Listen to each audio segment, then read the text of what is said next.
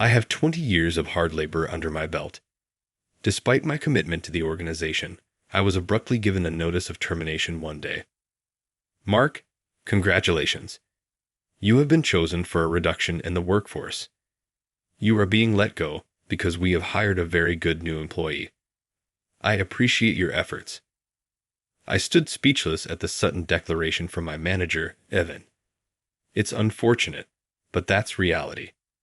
You should regret your foolishness for opposing me. Evan was taken aback by my response and stopped speaking. But soon he regained his composure and flashed that nasty, smug grin. No matter how tough you talk, you're still fired. Pack your things and leave. He walked away, laughing loudly, but he truly didn't understand the meaning of my words. The next day, my name is Mark Davis. I've been working at Carson Manufacturing, which makes industrial machinery, for 20 years. Before I knew it, I had become 43 years old, focusing solely on my work and working tirelessly. Even though I've been around for a long time, I'm still a regular employee without any position. That's because I love tinkering with machines more than anything and wanted to stay on the production floor forever. There were several opportunities for promotion, but I always explained my situation and had the promotion deferred. For me, having the environment to freely create machines was more important than the salary. However, such happy days came to an abrupt end yesterday. Despite my 20 years of dedicated service, I was suddenly given a termination notice. Looking back, even becoming my supervisor was the direct cause.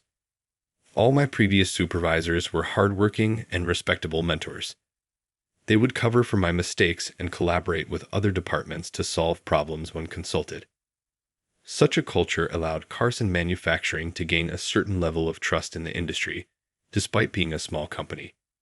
But that changed when the CEO was replaced, and his nephew, Evan, was transferred here. I won't tolerate the lax atmosphere of this workplace. From now on, every employee must give their all to achieve results, Evan declared abruptly in his first address. At first, we employees were confused but tried to accept his demands. Needless to say, everyone at the factory had been passionate about machine manufacturing. Without being told, we were already trying our best to get the job done. But even, without understanding the situation on the ground, kept demanding higher sales without any concrete instructions. We were constantly reprimanded, and I finally decided to speak directly to him.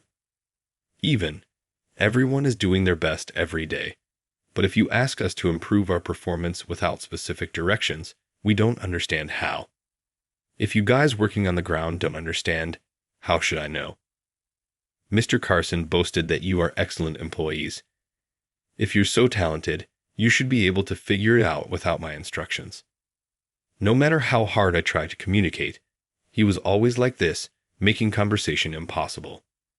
Through persistent discussions, I realized that he was completely inexperienced. It seems Mr. Carson called his nephew, who had been drifting from job to job in various industries, to give him a position out of pity. I gave up on expecting concrete instructions from Evan, but he held a grudge against me for embarrassing him in meetings and resented me persistently afterward. I heard you're in your 40s, Mark. In other companies, you'd be considered a mid-level employee. Why are you still a regular employee here? I enjoy working on the production floor and wish to continue here until the end. No need for such excuses. In other words, you're incompetent. We don't need incompetent employees here. But do your best to work hard. Whenever we crossed paths, he would make sarcastic remarks and complain. Gradually, his sarcasm wasn't just directed at me, but also at Emily, my right-hand woman. She is a younger woman in her 30s with exceptional skills and a great sense for the work. That's why I always included her in my product development, but even mocked her for it. This company has generous benefits, Mark. He even has a babysitter assigned to him. Seeing him compare me and Emily while laughing, I almost retorted. I could ignore insults directed at me, but involving other employees was different.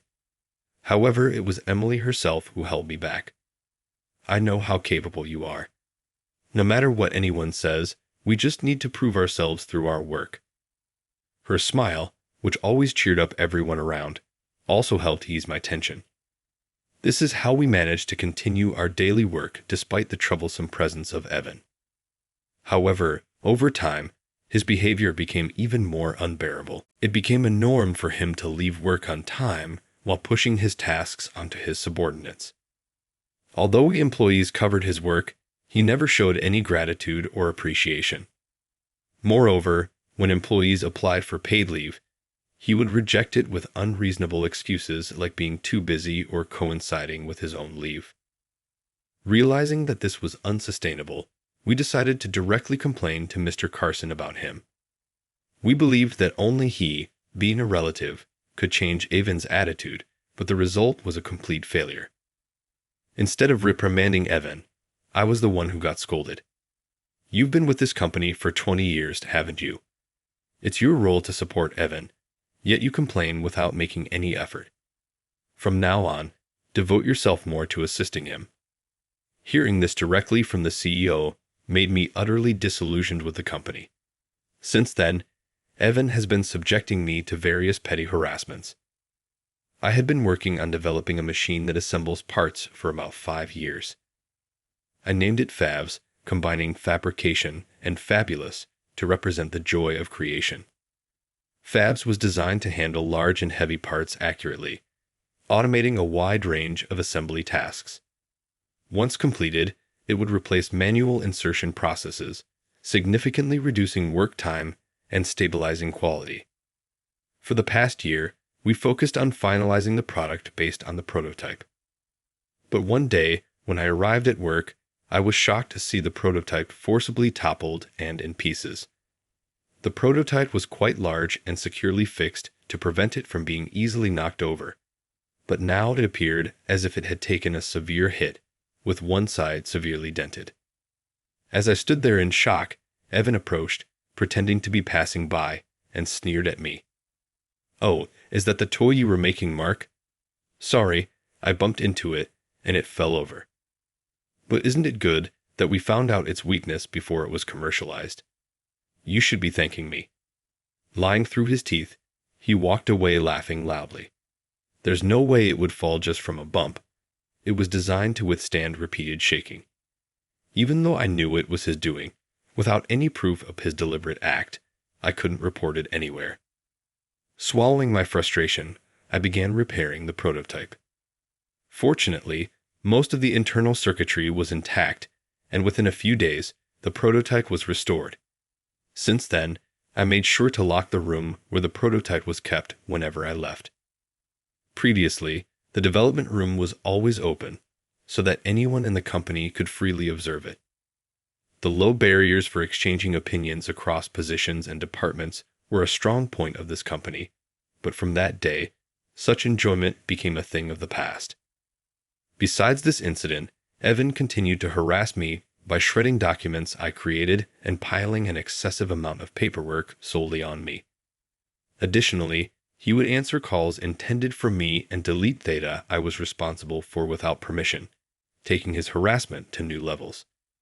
Despite this, I stayed at the company because I had a strong resolve not to leave until Fabs was officially launched. I believed that once Fabs was released, it could bring about a small revolution in the manufacturing industry, which was suffering from a labor shortage. Holding on to this belief, I endured Evan's daily provocations and immersed myself in product development. In the midst of these trying days, a turning point finally arrived. One day, an envelope was delivered to my desk. It was an invitation to the world's largest technology and manufacturing exhibition. This exhibition was a platform to showcase the latest manufacturing and implementation technologies in electronics, attracting related industries from both domestic and international companies such as electronics, semiconductors, and automotive parts manufacturers. I had applied to present Fabs, which I had been developing for 5 years, at this event. Now everyone will see how amazing Fabs is. I prepared day and night for the exhibition, fine-tuning Fabs and getting ready for the presentation. On the day of the exhibition, The venue was filled with industry experts and media representatives. Finally, it was time to present fabs. As the presentation time approached, I felt a thrilling excitement like never before. But just 5 minutes before the start, I was suddenly called out by the event organizers. "Mark, we're sorry, but Evan will be presenting instead of you." "What? Evan?" I was bewildered, but while I was trying to process this, Evan walked past me with my presentation materials and took the stage. He then began presenting the content I was supposed to present with a self-satisfied look on his face. "What is going on? I prepared everything. The demo files for fabs, the promotional videos. Everything was made by me." Next to me, Emily was also trembling at the sight before us. "This is terrible. I can't believe it. He'd have stolen all of your work." "Mark, Fabs is my creation. I built it from scratch and finally brought it to completion." After the presentation, Evan, completely satisfied, approached us as we stood there in shock. "Evan, what is the meaning of this? What's the problem?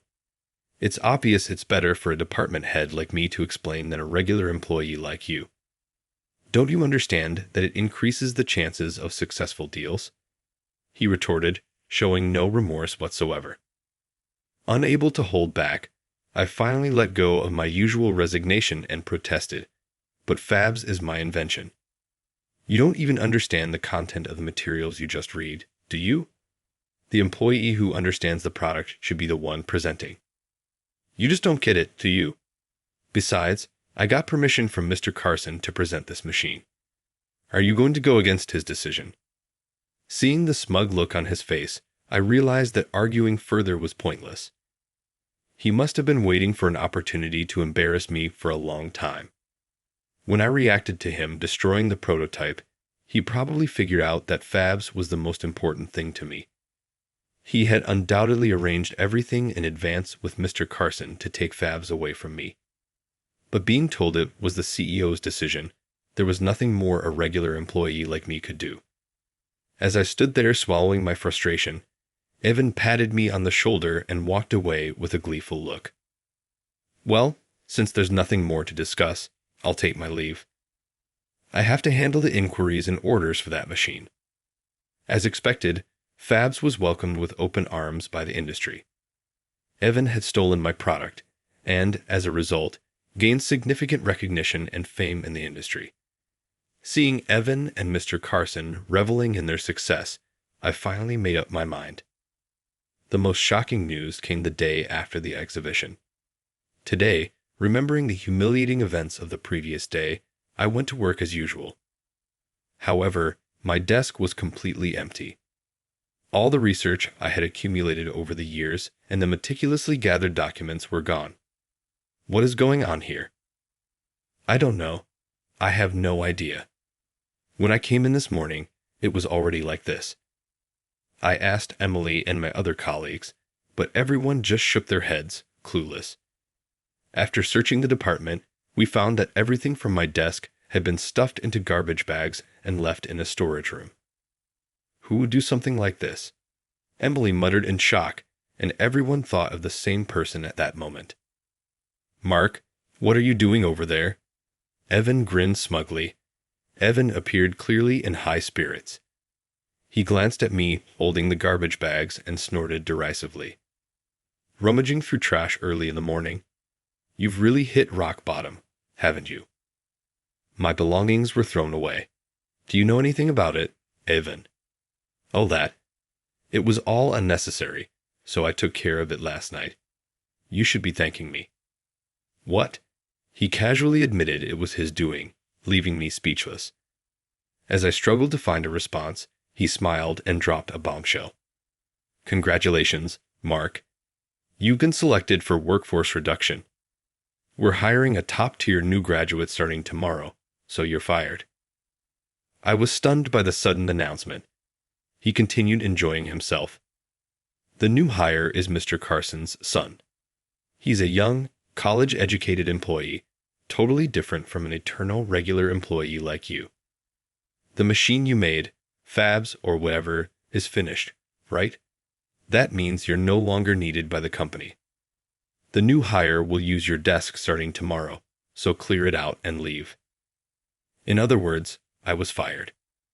I've worked diligently for 20 years, and now you're telling me to leave by the end of today. His grin widened even more at my response. That's what I've been saying. A regular employee can't even understand when they're being fired. Listen, Mark, you're fired. It's unfortunate, but that's reality. You should regret the foolishness of opposing me. That's good, I said. He was taken aback and stopped talking. What did you just say? I said that's good, Avon. Can't you understand my response? This company may be what it is now, but I've been here for 20 years. I was hesitant to submit my resignation, but since you fired me for the company's convenience, it's a different story now. I can leave this company proudly.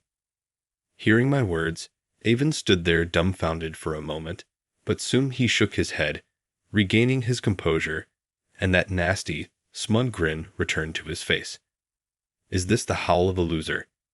No matter how much you pretend to be tough, you're still fired. Pack your things and leave. I will. And by the way, I'll be taking all the unpaid vacation days I've accrued for a lowly employee. You sure know how to use your head. Take as many days off as you want with that. He laughed loudly and walked away. I gathered my necessary belongings and left the company after 20 years of commuting every day, rain or shine.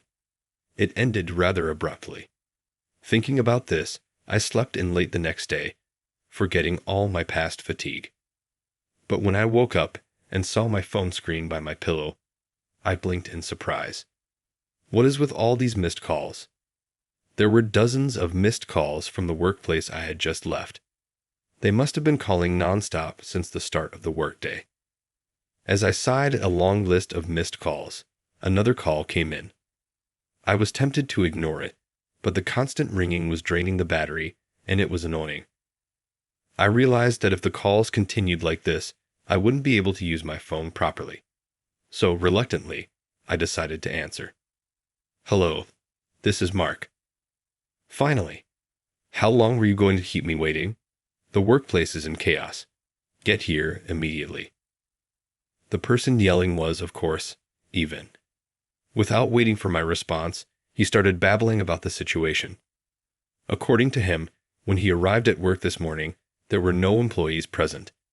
When no one showed up at the start of the workday, he began calling each employee, only to find out that everyone had resigned. Shocked, he visited the CEO's office, but found only a pale-faced Mr. Carson, with his secretary nowhere to be found. After you left yesterday, all the employees came to submit their resignations. They all said they would leave in a month and use the remaining vacation days during that month. I thought it was a joke and ignored it, but no one showed up today. I only fired Mark. Why did the other employees resign too? Evan was at a loss, and Mr. Carson had no answers either. Gradually, Evan's face turned red with panic. This means there's no one to do the handover. The company is in serious trouble. I told them the same thing, but they insisted it was according to the rules and no one would come back. Did they really have that many vacation days left? Taking a month's worth of vacation is incredibly unprofessional. His rant continued, and then he started berating me over the phone. You mentioned taking your vacation days yesterday, right? This company's employees have no sense. Taking vacation days when you're fired, and for a whole month, no less. This is fraud. There's nothing unusual about it. I was completely exasperated and explained the vacation policy to him. In this company, employees earn 20 days of paid leave each year. Additionally, for this particular year, they can carry over unused days to the next year. Thus, employees could accumulate up to 40 days of paid leave if they choose to. Ever since you came, you've been denying our vacation requests for various reasons, so everyone carried over their unused vacation days. This is just karma for what you've done to us. No way. His weak voice was clear even over the phone, but then he snapped back to reality and raised his voice again. All right. I'll give up on the other employees, but you must convince Emily, who worked with you, to stay. What? Why just her? She knows all the ins and outs of your complicated work. After firing you, I planned to have her take over your tasks. But now she's left too. My plan is ruined. That's unfortunate. I suppressed the urge to laugh. Actually, after leaving the company yesterday, I met up with Emily. I submitted my resignation to Mr. Carson as well. She said, smiling brightly as she followed me out, "Are you sure about this?" Absolutely. A company that makes such poor decisions isn't worth staying at. When I told him I was resigning, he mocked me, saying they wouldn't miss one or two employees like me. She started laughing heartily. Mr. Carson and Evan are going to be in for a shock tomorrow. It's not just one or two employees. The entire staff is quitting. I wish I could see Evan's face when he finds out. Yes, this mass resignation was our plan all along. Everyone had been fed up with Evan's antics and Mr. Carson's failure to stop him. We had been planning to leave the company, and the incident with Evan hijacking my presentation at the exhibition was the final straw. After that, Emily and I joined our other resigned colleagues and celebrated with some delicious drinks. As I recalled the events of yesterday, I heard Evan's weak voice on the phone. If it comes to this, even you will do. Come to the office immediately. The phones have been ringing nonstop with inquiries, and we can't keep up. I was fired by you, Evan. I can't come to your company. I clearly refused and ended the call. As I hung up, I could still hear his pleading voice, but I had no more ties to that company. Evan continued to call me intermittently. However, I never answered, and the calls gradually decreased, eventually stopping completely. After a week, he must have been too busy dealing with the company to keep calling me. I enjoyed my newfound peaceful life for a while. Later, I heard that the company went through a tough time. Even when they received inquiries, only Evan and Mr. Carson were there to handle them, which led to many misunderstandings. Eventually, a defect was found in the fabs presented at the exhibition, and the company received numerous complaints. Without me, who had developed it, Evan was at a loss. He couldn't answer questions about repair schedules or future prospects, angering the clients. Meanwhile, I continued to walk my usual commute route.